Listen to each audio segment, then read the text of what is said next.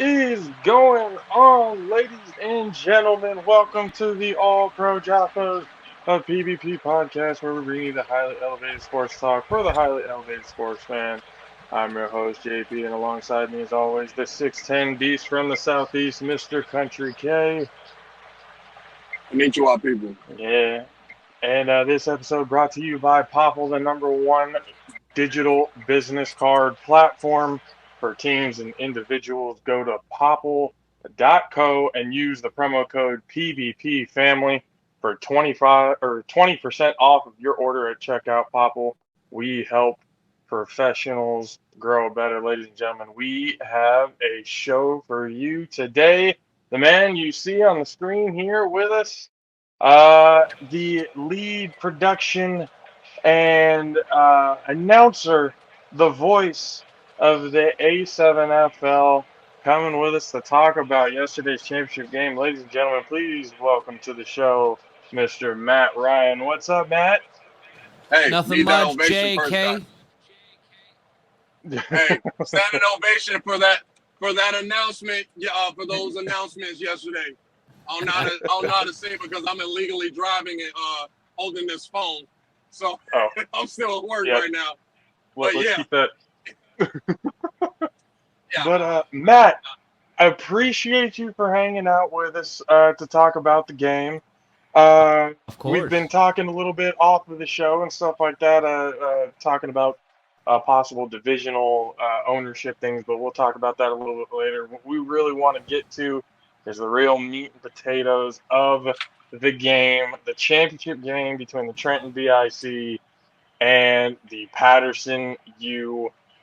Take us through the pregame. I remember the pregame show. It got me hyped, watching you, Corey Hammond, and goodness gracious, Big Rob Fabian. There we go, Fabian. I'm so sorry, Fabian. I apologize, my guy. I apologize. What was the atmosphere like going into this game? Oh, it felt like graduation day. It felt like the last day of school. Me and the production team, we tend to get there between, if it's a 2-game day or a 3-game day, we get there around 8 a.m. We get to the stadium at 8 a.m. We got in around 11, and the energy from the production staff and the commentary staff was a mix of excitement, a little bit of sadness because it's the end of the year, and when you spend 9 weeks traveling up and down the East Coast with people, pulling productions out of thin air, sometimes working in a stadium that the 1948 Yankees played in, which was a fun fact. It was an awesome energy heading in there. If you take a look at our Instagram and our Snapchat, it's not on our Snap anymore, but it's on our Instagram. Me and Corey actually got a game of catch-in. We actually ran a few plays. It was a good energy heading into the game, and talking with members of the BIC and the U before the game, because, when you work, this is my 3rd season in the league, and when you work with these guys week to week, you learn their stories, you learn about them. There's a kinship and a brotherhood in this league at the player level, and I, as an announcer, feel so lucky to be accepted into that fraternity across the league. It was a win. It was a make your destiny kind of day. Talking with players like Mo Ramadan, talking with players like Casey Fennessy, cornerstones of the U and the BI respectively. They knew how much was on the line, not just the $25,000, but also the legacy of the Paterson U to be the first, team in A7FL history to win 5 championships and 3 in a row, which is something we've not seen in this league. The U came close early on in the history of the league, and they won back-to-back in 2020 and 2021. They could have won in 2019. That was another amazing A7FL Championship game that exists on our YouTube archives. Me and Corey Hammond calling that one. But it was to answer the question you asked me 45 sentences ago as I was bloviating. It was a great energy, and you felt like this was the biggest game of the year walking in. And then, obviously, the big story was it seemed to be, at least for novice people who are new to seeing the A7FL, like myself and Kay and countless of other people who are coming across it and have the fortunate ability to be able to watch it. It seemed like the story that came into it was Paterson U has shown, I guess, for lack of a better word, dominance throughout their time in the A7FL and the BIC. This was kind of that passing the torch moment, I guess you would call it. When with that type of storyline in the air, did Paterson U feel like they came into this, they had something to prove? Like, what Oh, was most the certainly. like the yeah. So I look at football in eras, and you take a look at within those eras, the most dominant teams are able to beat you on both sides of the ball or beat you with the rushing and the passing. And it goes back to Paul Brown's Cleveland Browns of the All-American Football Conference and then later the NFL. When you're able to beat them in scheming, in coaching, in offense, in defense, and in special teams, if you have virtually no holes, the only thing that can stop you is yourself. The only thing that can really stop you is time. And for as long as I've been with the league and dating back to when Corey Hammond had dark hair, this league was dominated by players like a Kareem Moon, a Quattrell Huffin, Joel Jumpman Rivera. We had, Pat Coburn, Big Smoke. The veteran presence of the Paterson U is what guided them to their last two championships. And when you're able to stop them on both sides of the ball, and with Quattrell Huffin's arm, on the fly, he could throw it 80 yards. If you see him in his throw-offs and he's feeling loose, you see him get a run of about 15 yards and launch that ball, and it will hit the goalpost on the fly from the 30-yard line. I was telling Kay, we were looking at the throw-offs going like, good Lord, these got cannons. There's absolute cannons they're chucking the ball downfield that far. I was like, holy shit. Like, this Speaking of it, that one Paterson U throw-off where it went across the 25 and went out of bounds, oh my God, that was crazy. That was crazy. Oh, at the end there, yeah. Yeah. There were too many times during that game where it's like, I have to find the energy to keep up with this game because I think it aged me. It was such a good game, and you have those as an announcer where you feel every part of your body just connected in this moment. And I am in the unenviable position of being my own producer.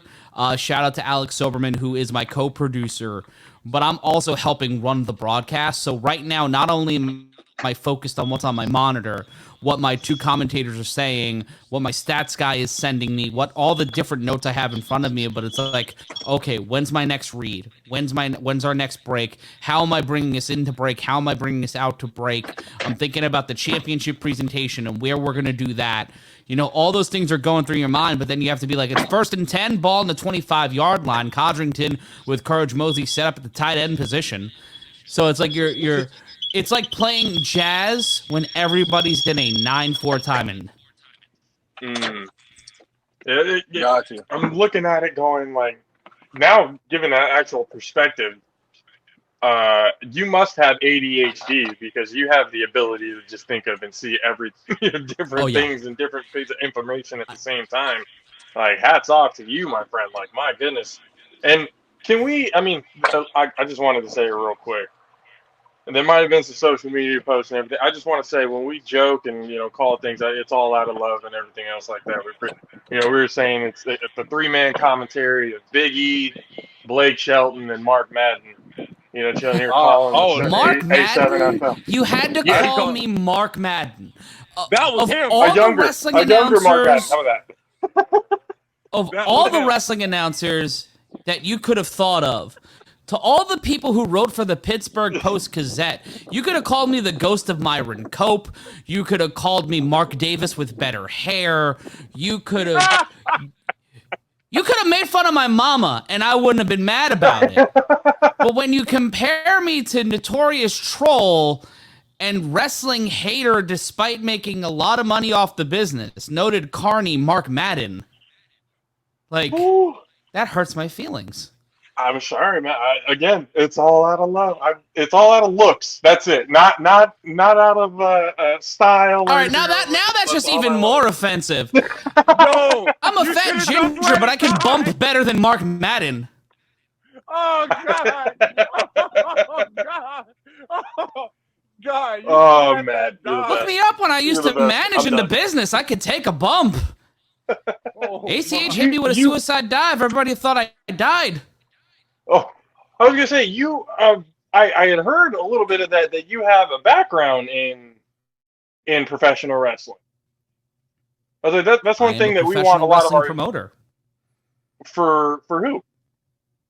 Catalyst Wrestling, you can actually watch us in Victorville, California on KVVB. You can watch us on Intrigue TV throughout the United States. We're on the Fight Network. We're also on Gas Digital Network. And every week we have episodes on YouTube. We have a TV taping this Saturday night in Brooklyn at Chilo's Greenwood, 740 Fifth Avenue in Brooklyn. Ticket only $25.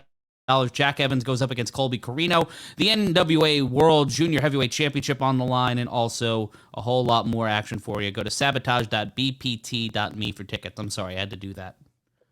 That people is a plug. It's a good. But how did you get into getting into actually announcing, whether it's professional wrestling and getting into the A7FL? How did it get to this point for you? Well, to go back, I grew up in New York City, born and raised in Brooklyn, and I grew up listening to WFAN, you know, the impetus, the Osiris of this shit, basically, when it comes to sports talk radio. And that was my first love. Talk radio was my first love. Grew up on a steady diet of Imus, Howard Stern, Opie and Anthony, Ron and Fez, you know, the major New York talk shows, and obviously Mike and the Mad Dog, Steve Summers, the New York legend. And when I got into college, I was working at one of the best radio stations in the country, WKRB, and I was the play-by-play announcer for college basketball. I actually got to learn under Warner Fusell, who was one of the voices of This Week in Baseball. He actually replaced Mel Allen on This Week in Baseball. He gave me my first break to call pro sports, the Brooklyn Cyclones, which are now the AA affiliate for the New York Mets. And from there, I worked in pro wrestling. I worked for the Federal Hockey League, which is now like the FAPHL or something along those lines. But I've worked in minor league basketball, and then I've been working in pro wrestling for over a decade. I've done work for Ring of Honor, GCW, a bunch of places across the United States. And I run Catalyst Wrestling. But about 3 years ago, I was working for a website called Fight Sports. I also work in the MMA space. I currently call fights for Vox Media's MMA Mania. So if you ever want to watch a UFC pay-per-view and watch me get drunk and yell at my television, please do that. I was talking with a colleague of mine, and they put me in touch with David Isaacs, who is one of the founders of the UFC and an advisory board member and executive producer of the American Sevens Football League. And we got to talking. I covered him joining the advisory board and, you know, put that up on Fight Sports. And we ended up talking about football. We actually, the first time me and him met, it was about a 2-hour phone conversation. And when you get two people who like to talk, like David and myself, it is going to be a marathon session like this right now. I am talking at you, and I'm sorry. I'm being a terrible fucking guest. Oh, no. Just the more information and stuff we can get, more stories, the better. That's what it's all about here. Be you, man. Do you. And we talked on the phone for 2 hours talking football, and then I put together this basically like, here's what I would do with a football league. And I built out this whole like case study, this whole treatise, and they brought me aboard as the announcer. And I've been calling games for the league since 2019. I wasn't around for the 2020 season, but in 2021 I came back, but initially as just the producer. But I was fortunate enough to get opportunities to get back on the mic, and ever since then I've been the de facto voice of the league, getting to work with great people like LJ Smith, Corey Hammond, Jack Bartek, Ike, and Ike Johnson, and obviously Big Rob Fabian, who came into the fold this year. And I am a very lucky person because of not only what I've been able to accomplish in my life, but the people I've been able to work with.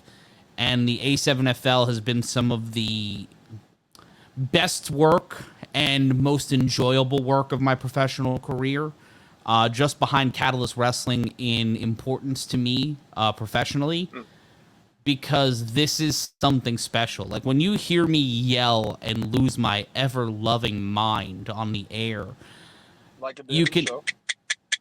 you can ask Corey, you can ask Rob, you can ask anybody that works with us or sees me in the booth. That is me reacting to these guys, giving it everything they have. Because you have to understand, like, tomorrow morning, these guys got to go to work. Like, all of us got to go to our day jobs. We all have day jobs, but we spend our Sundays apostolatizing this league, talking about how much we love it, dedicating ourselves to it, and being a part of it. And that, I love things like that. I love the opportunity to be a part of the future of football. We talked about it off the air, and when you talk about the other spring leagues, there's talent there. There's undeniably talent, but they're trying to give you the same flavor of ice cream that you like, but in different packaging, and there's something missing. Like there's not enough milk, there's not enough sugar, the chocolate isn't chocolatey enough. There's just something there, like it feels hollow. It feels like it's freezer burnt. Yeah, there's name brand, and then there's great value. And it's not even, and I don't like saying it like that because I don't want to denigrate those athletes, those coaches, the people who believe in the mission. No. You're not wrong. I respect anyone who dedicates themselves to the sport of pro football. No, because that's fair enough.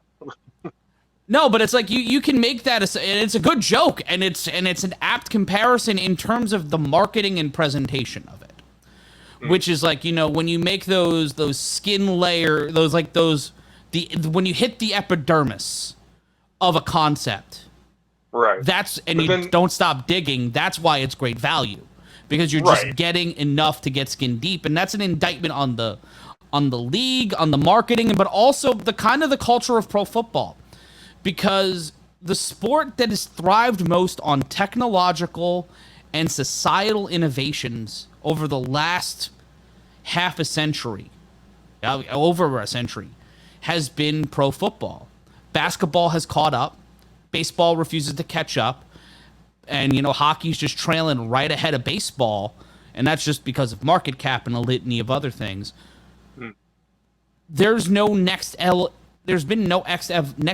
of football. It's all been the Wildcat or players like Deebo Samuel.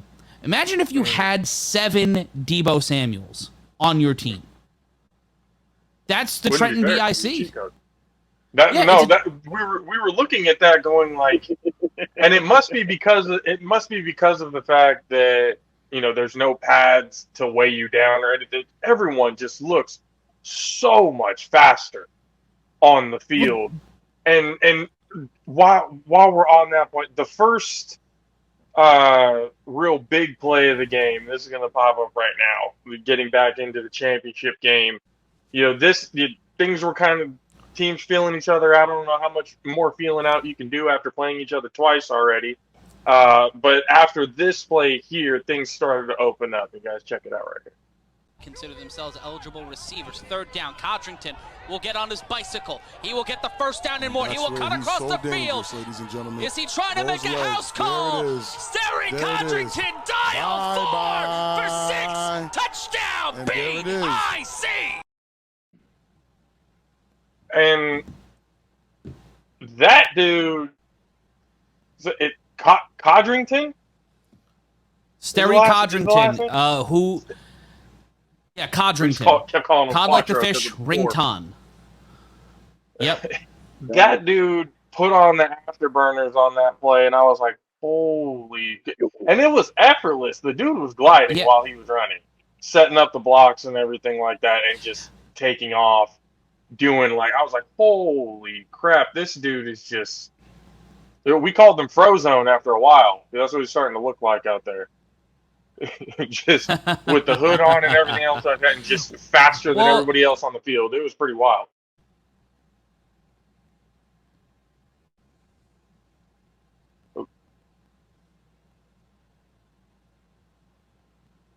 Still there? Yeah, I'm here. I'm sorry. My internet's being a little weird. No. Derry Codrington he played secondary in college. That's the insane thing about Derry Codrington, is that he played secondary in college and then became in high school. They switched him to secondary, and then he gains all the. And this is his second season quarter. He is the presumptive MVP.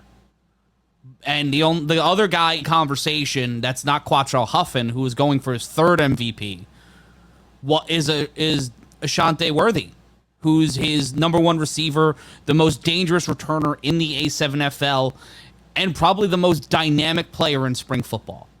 When you get right down to the root of it, anytime you see Ashante Worthy with the ball in his hand in any way, shape, or form, it's must-watch television. It's about to go viral. It went viral today. A play that, thanks to Sports Center, catching the vibe. Knowing what good football is. Because I don't think you're going to see a lot of USFL highlights or USFL playoff highlights. And there's not a shade on them. There's not a knock on them. For all the technological innovations the USFL had, and I love what they're doing with drones and trying to create a different world, when the football is good, when the football gods are on your side, there's nothing better. And we're a complicated game that's not that complicated. Right. No, it definitely. And it's something fans want to see and fans need to see. Well, there was something that we definitely realized with it too, because one thing that we were kind of noticing was around the field, we're having the visuals. You got the kids playing off to the side, playing their own game, and just kind of there seemed to running on the field at times. There seemed to be a very family community aspect to that game. So we were looking at that going so now we know not only is it a competitive game between these two teams, we know in the aftermath of all of this, everybody's going to, have a good time.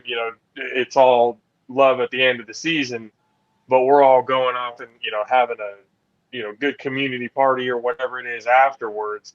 There was that sense, at least watching from where we were watching, from watching on Stadium and on YouTube, seeing that going okay, this definitely seems like a park game, where you would go to a turkey game or turkey bowl game, playing against each other on Thanksgiving and stuff with the families and stuff on the sideline playing tackle football against each other.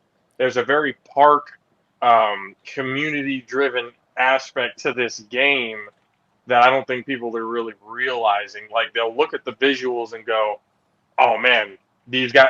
You get the highlights in there all the time. Because I remember the first time I saw the highlights, dudes just getting lit up with no pads as well, going how in the world are these dudes taking shots like this and still being able to get it? When it comes to the safety aspect of the game, we talked about it a little bit off air. There's a psychological thing to it. When you have full gear, you treat yourself like a torpedo. When you don't have full gear on, you're a little bit more reserved in how you're going to hit somebody. But what is it about this that sets it apart safety-wise compared to every other style of football? Well, you've got what makes it different. Obviously, you lose a third of the field, so we're playing from the far hash mark to the sideline. It's 7-on-7, and also we're a faster game. We have TV timeouts because we're a television show, but our clock keeps running. So when you get, while play is happening, while the ball is on the field, you see the clock running. The clock only stops after touchdowns, on 3-on-1 throw-offs, or under 2 minutes in the second and fourth quarter if you run out of bounds or you make an incomplete pass. Right. A lot of the things about sports, and especially about football, means you have to go, people want a faster game. I love baseball, grew up on baseball. I'm a Met fan for reasons I necessarily can't understand. And you go to a Met game, a couple of years ago, it was 4 hours. It was 3.5 hours, and it's a night game, and you got to commute all the way back home on the train. That's not ideal, and it's not ideal for families to go to the ballpark and be there for 3 to 4 hours. Our games from start of broadcast to end of broadcast average about 3 hours. And that includes halftime. That includes commercial breaks. You're getting in, you're getting out, you're having a good time, and you're able to enjoy the A7FL from wherever you want to watch the A7FL. You want to watch it at the ballpark, you can watch it at the ballpark, you can watch it on Stadium. We provide a litany of options because this is a game that deserves to be seen by as many human beings as possible, and we want to be an accessible game to everybody. Absolutely. And then bringing it over, down to the West Coast, or more like Northern California. Hold on, on the West Coast. Hold on, Josh. Go ahead. Hold on, Josh. Got one unrelated question while we're in the market. Matt, how in the heck are you a Mets fan when you're from Brooklyn? My grandfather's from Harlem, so I kind of know the landscape. How are you a Mets fan and you're from Brooklyn? Well, my first game was a Met-Dodger game, and I got my ball signed by Bernard Gilkey. So I've been a Met fan ever since. I grew up in the 90s, so it was tough in these streets. Shout out Bobby Bonilla. There's actually out of frame here a framed photo of Bobby Bonilla on my wall because he is the ultimate hustler, and I love Bobby Bonilla. Not my favorite Met. My favorite Met is Tom Seaver, but definitely a top 5 ball player. I'm a Giants fan. I'm a Rangers fan. I'm kind of the traditional New York sports fan in that regard, but I just, there's something about hating myself that really just made me a Mets fan. Just that the right amount of self-loathing.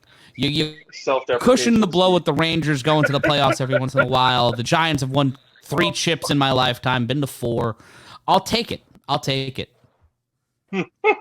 And they don't suck this year. No, not this year. Not this year, at least from what I've seen. We stopped. We didn't want to cover it because me personally, I was protesting the fact that Barry Bonds is not in the Hall of Fame. But again, that's just I agree. My own thing. And then like you had said, there's no real. It doesn't seem like there's an urgency to kind of move with the times, like to really get better, to be more convenient to the at-home fan. Going to a game, yeah, it's a better experience going to a game. If you want to break the bank and pay $100 for a beer and a hot dog, by all means, go ahead. But that's what pregame tailgates are for. I want to talk about the A7FL fans though, because yesterday it's our biggest game of the year, obviously our biggest crowd. And you could hear, if you heard at certain points people yelling and losing their minds, that was coming not just from the camera mics, but coming over our mics. Like the sound was so prevalent that we do the broadcast from the basement of the stadium. We don't do it in the press box because we yielded that press box to the Spiders many years ago. But like actual spiders. It's a long story. But we do the games in the basement mainly because it's convenient for equipment and it's right next to the bathroom. And if you ever have had to do 3 games in a day.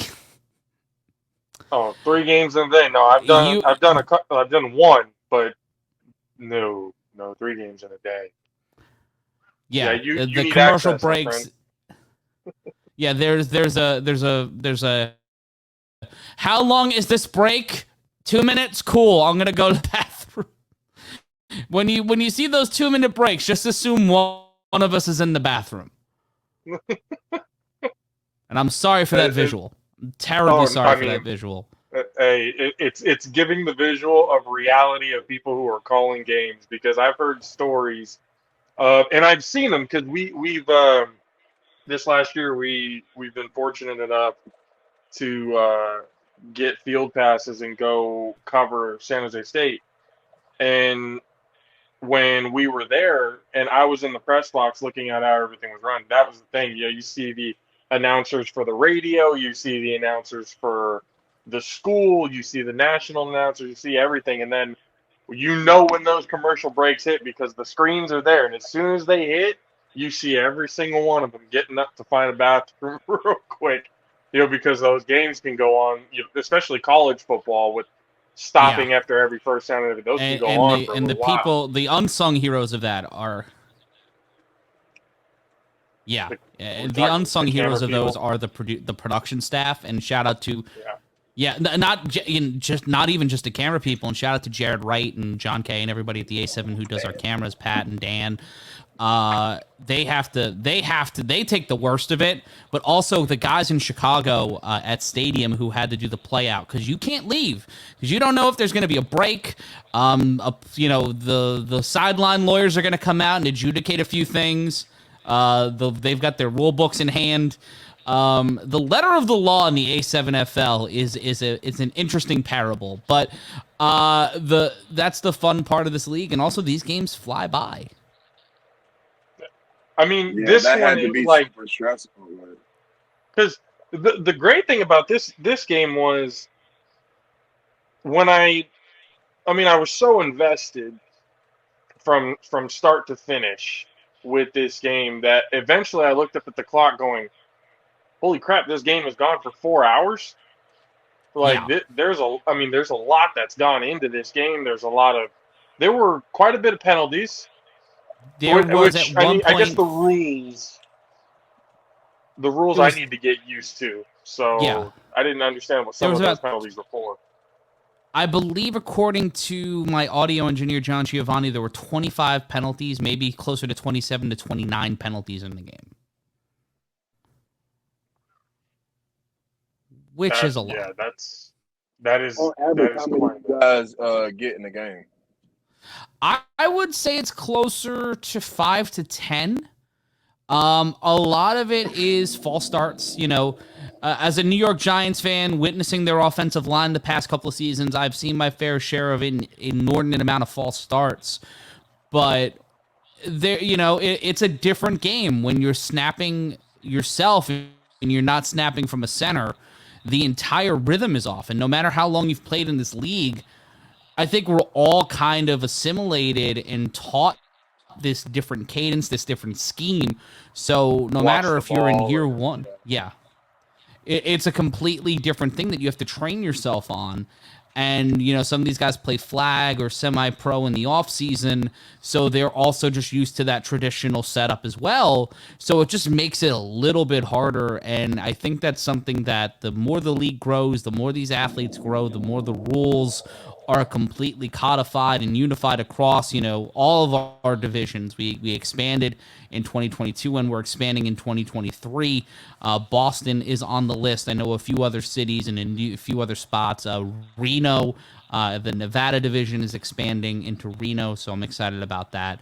And excited to see, Cincinnati build out. We had Cincinnati this year. We had Florida. We had Nevada. We had Southern California. And next year we'll have Boston. Yeah.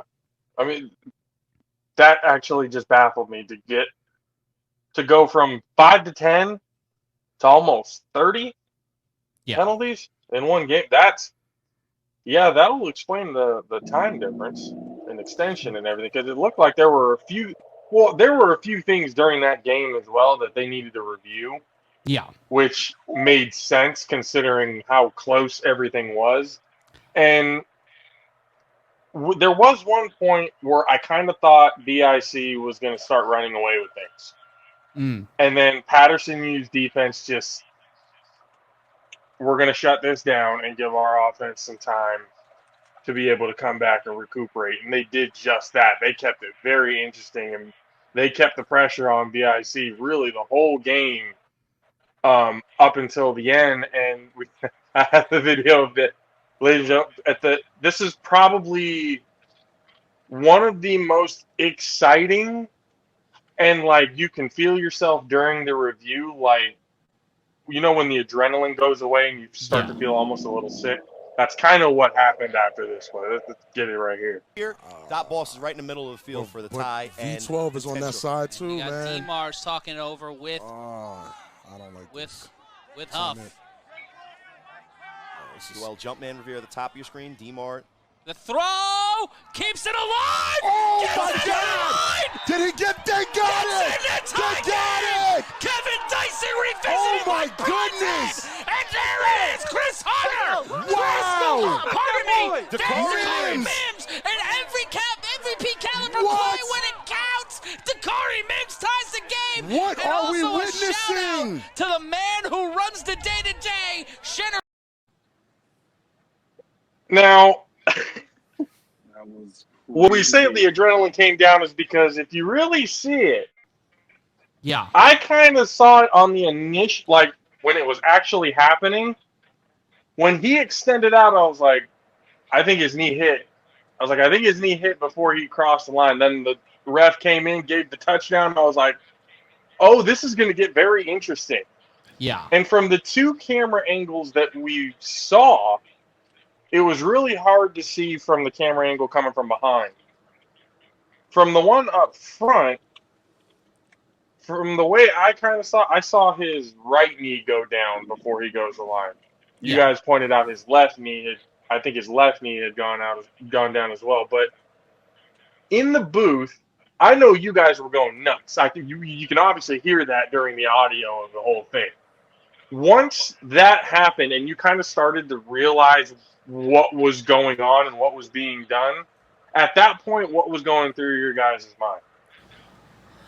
I'm thinking, oh man, this is going to be the most talked about thing from these players for the next 12 months. Like, this is going to completely either codify or nullify the championship reign of a team, and it's going to create a lot more conversation.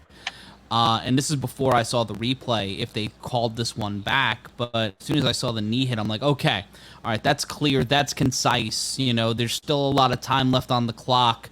We'll see what happens. But while I'm thinking, oh man, like we've got to talk about the Texas shootout rules. We got to figure out how they're going to do overtime. Like, you're thinking in the back of your head, oh, we could be here for a while, because both of these teams did not want to give up. They did not want to surrender.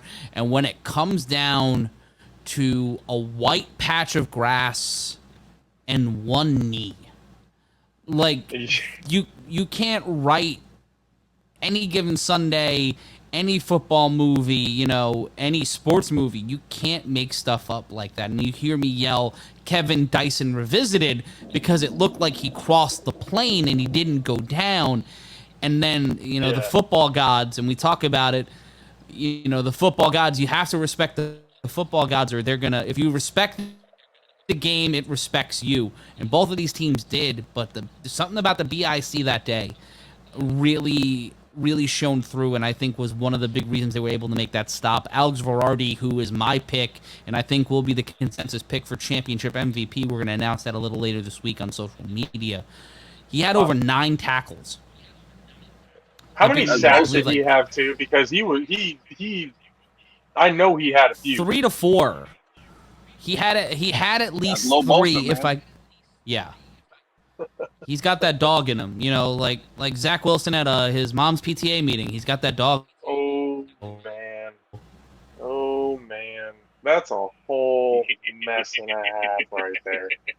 I can't even begin to. It's a whole mess and a half right there. But I mean, was not ready for that one. It was gonna be said at some point. We're gonna be talking about it at some point today. But that whole, when it comes down to game of inches, that's the definition of it right there. Literally an inch away from the goal line for breaking the plane, for it being, you know, 2. And then the throw-offs, essentially pinning the BIC at the 2-yard line, 1-2-yard line. Like, oh my God, there's just after a penalty, so much. Just so much that went into the last 10 seconds really of the game. That was just, it was one of those games that you looked at it and go, it was a great example of what the future could be. And we've talked about it here. We talked about it on social media. We talked about it a little bit with you guys off air. That this, people talk about, oh, flag football might be the thing. Flag football, we'll leave that to the kids, in PE at school. We'll leave that for that. But when it comes to being an Olympic sport and bringing football, the game of football, to the Olympics, I think this is it.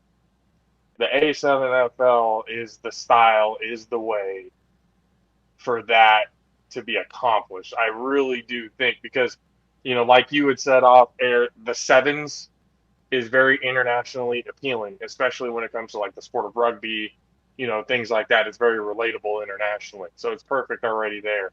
Internationally, football, the game of American football, is something that is growing in popularity, and is, they have the European leagues, they still have the Canadian league, they have, all these leagues all over the place internationally. They have them in Japan, China, all the, so appealing to that, this sort of backyard style football, 7-on-7 for the Olympics, I think it's the calling. I think this is where it's at.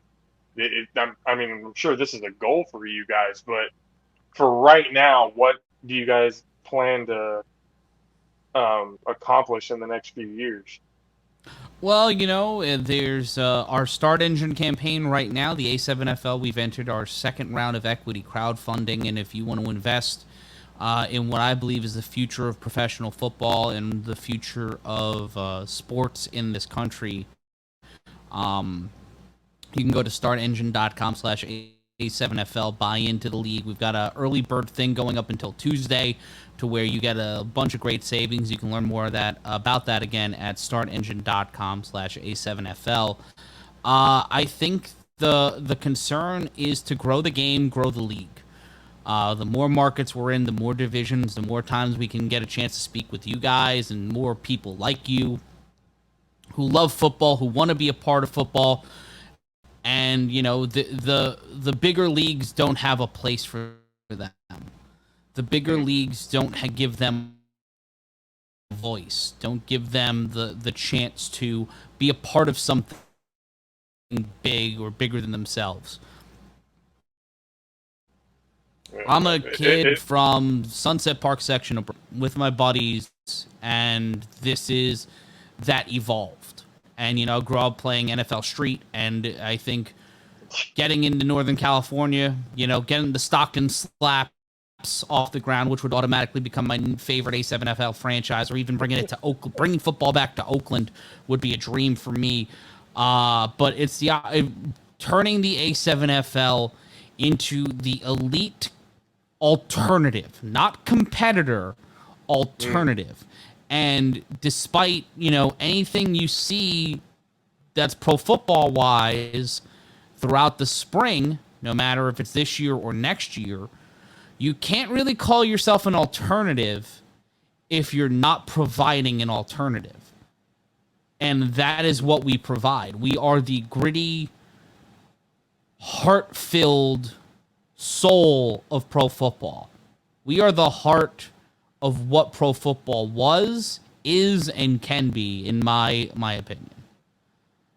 Oh, yeah. No, we definitely see it, and it's something that, again, we've seen bits and pieces of it. It's sparked our attention of something, again, because something outside of the NFL, and for us being a sports podcast, having something to cover other than the big three is beneficial for us, because it gives us more to talk about, and it's something for us to be able to give the listeners and the viewers something extra, something new, something different, to be able to kind of invest your time in. Hey, the NFL season's over, you're itching to watch some football, boom, you got this right here.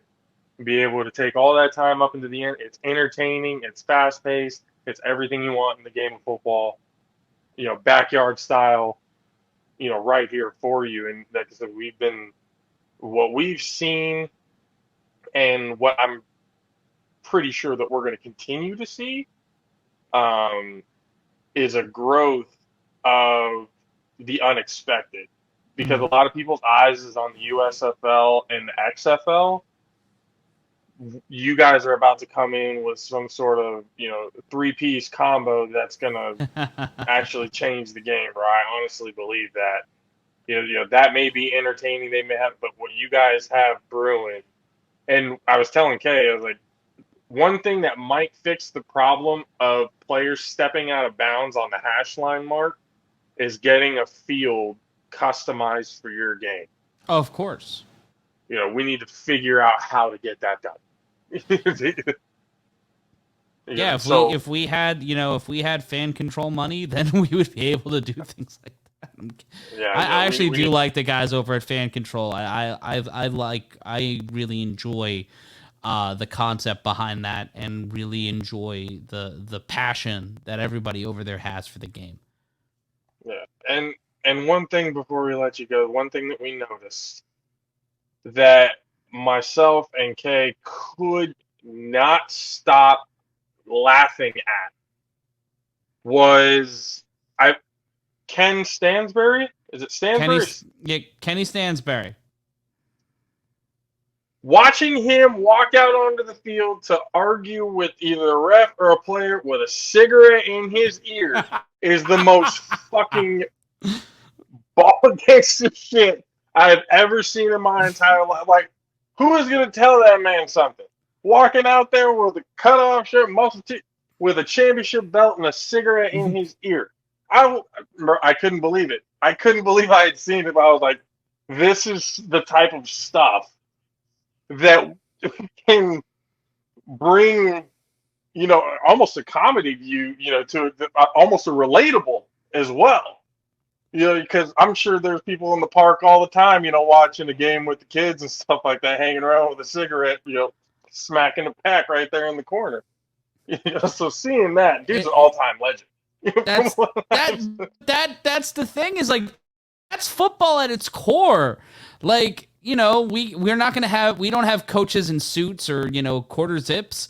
We have Kenny Stansbury, and I'd rather have a Kenny Stansbury than an Urban Meyer. You know why? Because a Kenny Stansbury will go out onto the field and adjudicate with an official because he believes in his guys, and he will ride or die with every single player on that roster, whether it's an Ashante Worthy, a Jonathan Soltis, a Casey Fennessy, a Trey Cohen, who did a standing flip with no hands yesterday after the championship game because his mom told him to do it because I was there on the field.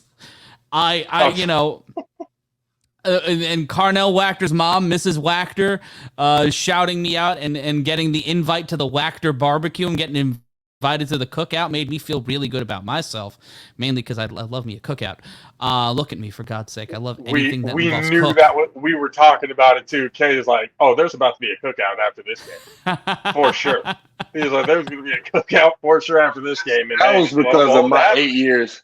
My 8 years of semi-pro, just looking at the game like, yeah, they're talking trash, but it's not like aggressive trash. It's like, it's competitive. Like, it's really, these guys love this shit. Yeah, it's really competitive, and that was the thing that drove me to it. Drew, God damn it, I'm having a bad day today. English is not my friend today, but anyway, yeah, that drew me to the league. Just seeing on you, Instagram, seeing YouTube, how people interact and stuff like that. Well, I saw it on Instagram first before I even got to YouTube. Like, that's kind of what pulled me in. And then I was like, all right, let me check this out. Like, then I went to YouTube, then I started watching games and stuff like that, and I pulled these guys in. So I really feel like, I really seriously feel like this league is the best thing that happened to me outside of, like, NFL. No, I'm serious, because it's like, it's so entertaining. Like, I watched the USFL, but it's not as entertaining as A7FL, like, at all. Like, not even close. Like, you'll have a couple of teams that's pretty solid. Like Birmingham, they were really good in USFL. They were really good, but they weren't as entertaining as a team like Philly with Case Cookis. Like, he was entertaining. Not giving them too much credit, but But that's it. Like, I can name at least 5 people that I watched yesterday that is more entertaining than that whole league. You know what I mean? Like Hollywood, Courage, Man, Quattro. Bosa. I love the nicknames, by the way. Yeah. Special K. And I'm K. sorry, bro. Come on, bro. Ice cream truck. Oh, the ice cream truck. Okay, who gave him that name?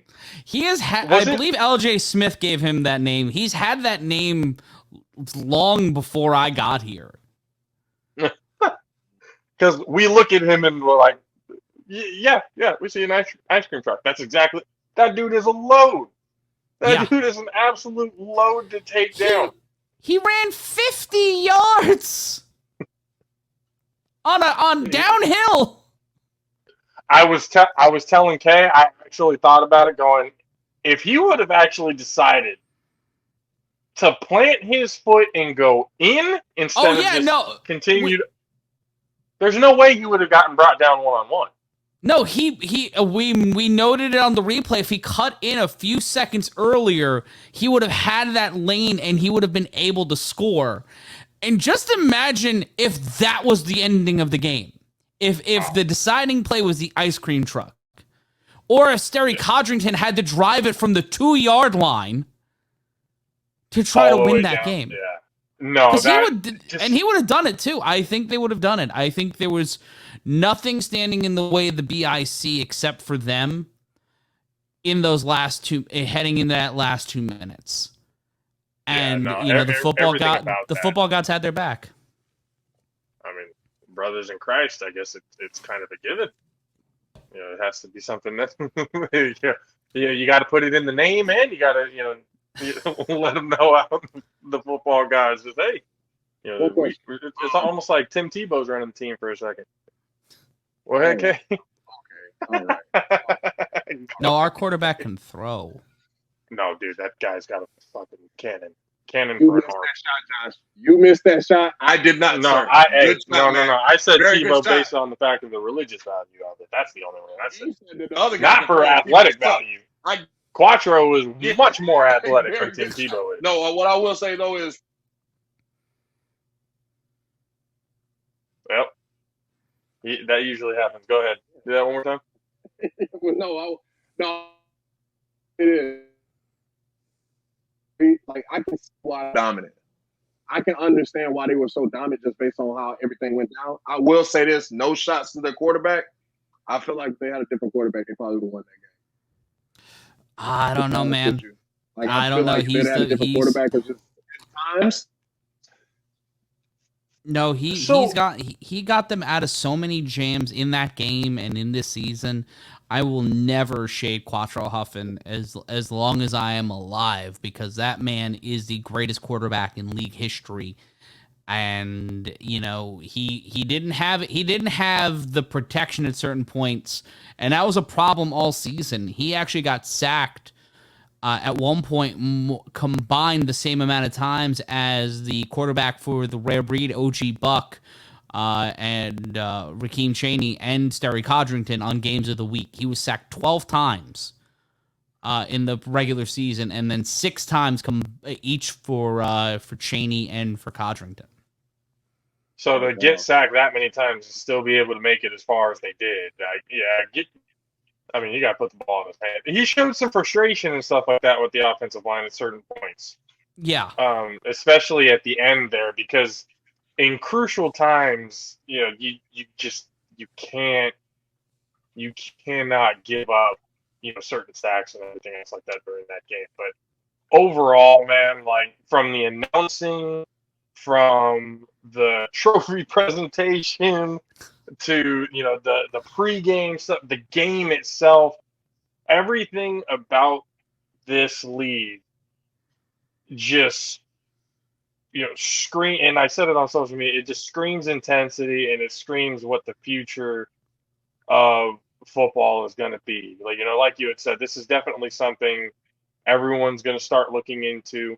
I feel like getting the championship game out to as many people as we possibly can, to get the word out is definitely going to give a good impression, not just on the product on the field, but everything around it, like how hard everyone in the production room and everything like that is working.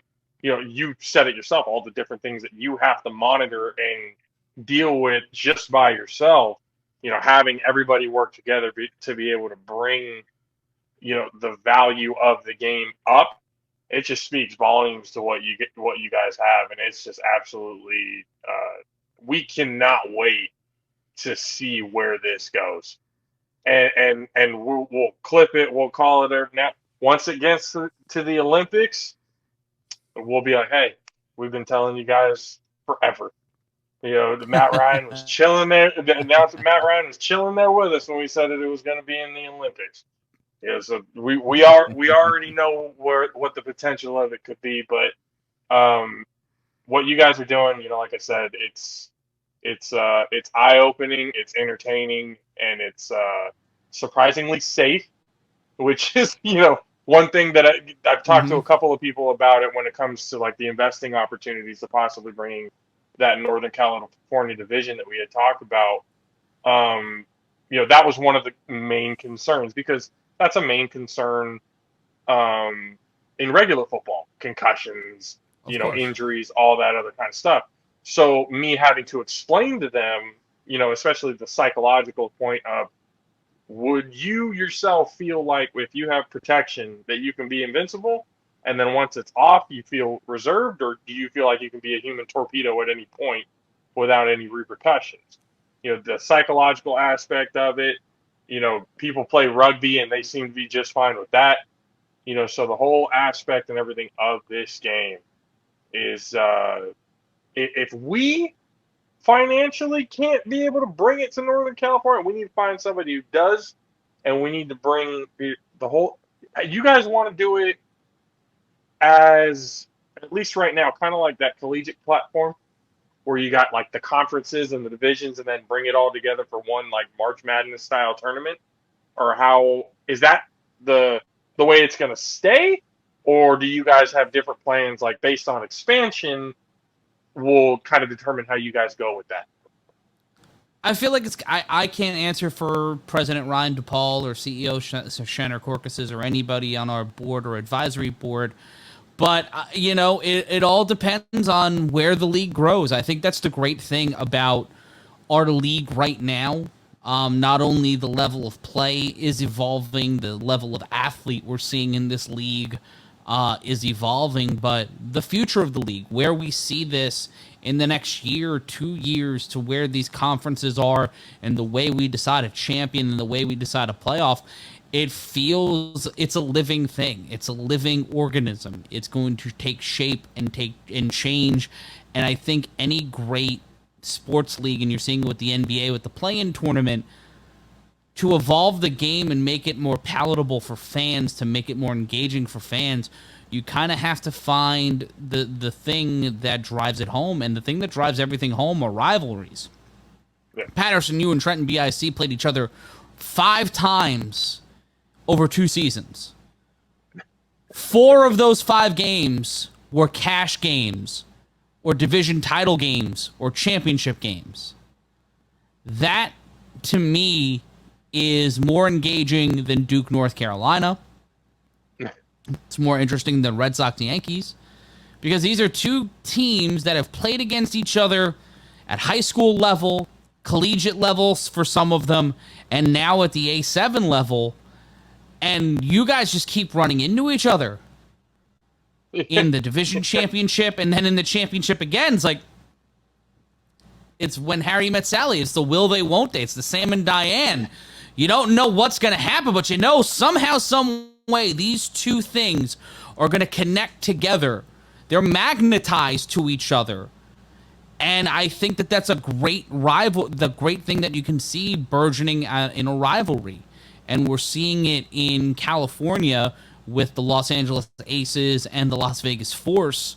You know, that's what the championship game out there came down to. We're seeing it in Florida with the Tampa Nightcrawlers and the Tampa A-team. They had a great Florida championship.